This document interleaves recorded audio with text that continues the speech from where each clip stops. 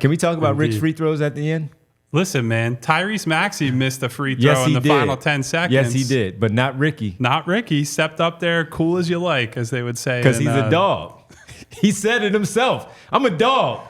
So when he stepped up, and this is the part where we were talking about Nick Nurse could not get the proper substitution in to get the right personnel on the floor, because we were like, all right, you need a big man on the floor for rebounding. You need substitution guards and all that stuff. Buddy Hield had already fouled out, folks. So at that point, Nick Nurse needed to do what he needed to do to get the right personnel out there on the floor. Ricky Council was on the floor, and they fouled him. Exactly what they were supposed to do. But you know what Ricky Council didn't do? He didn't pass the ball either, because that's Rick.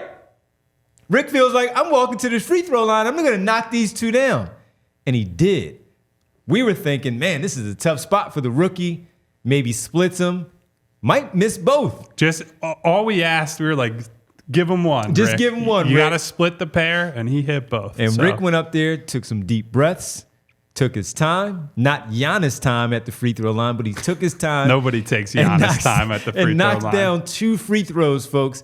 And that was big time for the young fella. And again, coming in, energy, good defense on all-stars, where he is running through screens where you're not supposed to be able to get through. I didn't realize the Sixers were allowed to have guys who could get over screens. He's getting over fouling. screens, and he is just blowing up these screens where he is getting there and not allowing. They're having the reverse dribble to get away from him, to try to get back to the screen, to get the action going that they wanted. So for the second consecutive game, the numbers didn't look the same with the 19 and 10 double-double. But what he did give you once again was good minutes, 20 minutes and 38 seconds, 8 points, 2 big free throws down the stretch. He was 4 for 5 and had 5 boards. Immediately, we were like, yo, Ricky's coming in. He's not allowing anybody to get the rebound. He had 2 taken away from him. Tyrese Maxey knocked one out of his hand. The only time that they fought for rebounds is when Ricky was going to get one. And Rick is in there. And look,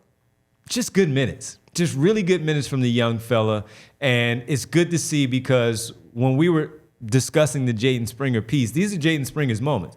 Springer's going to bring that same activity, but you're getting the height there as well. You're getting he's not afraid to shoot the basketball at all. No. And that defense and that and length. maybe he should be sometimes. Yeah. But like you said, 2 for 7, but he wasn't afraid to take those shots when he was open. Just let it fly, man. So right now, this is a good development for this team, something that we didn't expect as we get ready for the second half of the season, because even when the others do come back, Nick Nurse probably has to find some moments where he has to call number 16 to get out there on the floor. So once again, for the second consecutive game, good minutes and good play from the rookie. And look, we could go up and down the roster tonight, and we could find good things that guys did, right? Like, we brought up KJ Martin very briefly. Came up with 3 offensive rebounds, scored 10 points, and in 25 minutes, almost 26 minutes, in a starter's role, was pretty good. Like, KJ has been, I would say, straight up bad for most of this season, right? They're not winning if he doesn't play at least sort of well tonight. So good minutes from him. Tied the team in rebounding, leading the team with 8.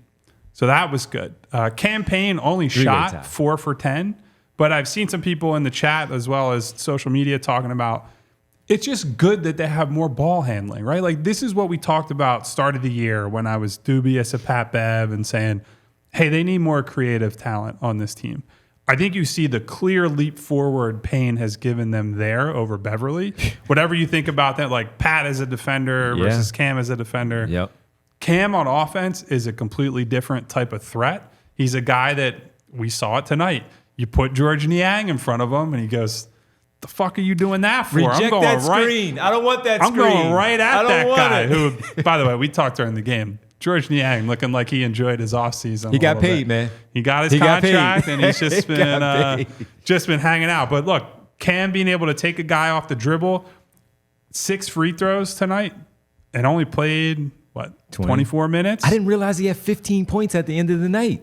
That's what happens when you get to the free throw line. Yes. And then on top of that, he hit Mo Bamba with the lob. He's hitting some nice drop-off passes. Yep. And you can't sell out as hard on the Maxies, on the buddies, if the ball swings to Payne and either he takes and is a pretty credible shooter from there, or is able to beat guys off the dribble. Like, it's why we've been preaching this for so long. Get ball handlers, get shooters on this team, because it's not just good to have that guy. It's what does it mean for everybody else around them. Yeah. So I think he's been better than advertised, to the point that, like, look, Kyle Lowry, I'm sure, has been promised a certain type of role, amount of minutes to come here. Like, we can all say, hey, Philadelphia homecoming, he's excited for that, and that's part of it. Payne, if Kyle Lowry doesn't play well, he's shown you he can be a real credible option. So we've talked about competition and what that breeds on this show.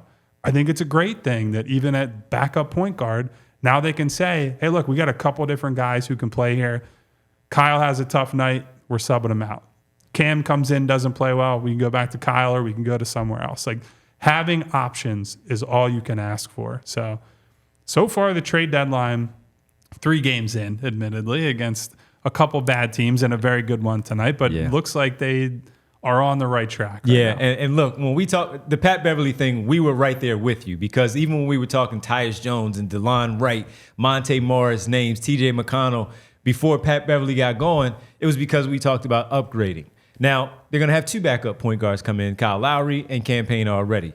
But the one thing when we would get so excited in the play about Pat Beverly was because, oh, he had a 10-point night. Oh, he hit 2 threes. Oh, he made a great pass offensively for a great finish. Yeah.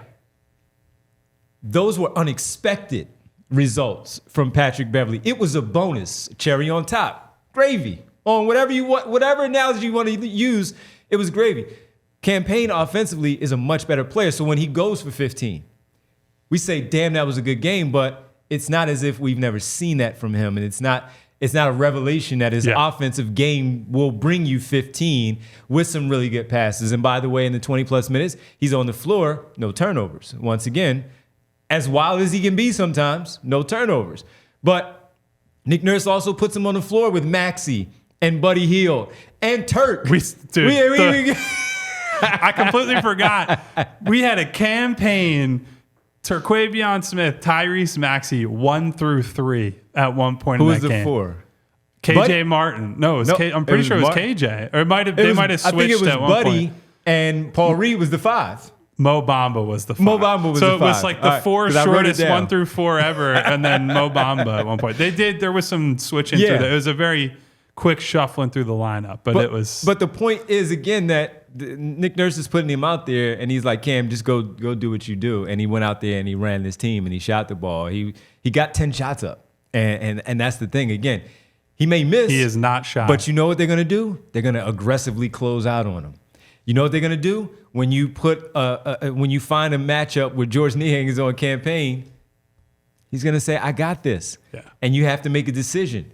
Are you going to allow him to be put in these screens where you're going to call for him and get him in a mismatch? You're probably going to have to get him off the floor too, because what's happening is you're going to get caught one too many times, and it's just going to happen continue, where they're going to try to take that matchup and exploit it and get the best. So Payne, solid game in game number 3 for the Philadelphia 76ers. We all silly like the mayor.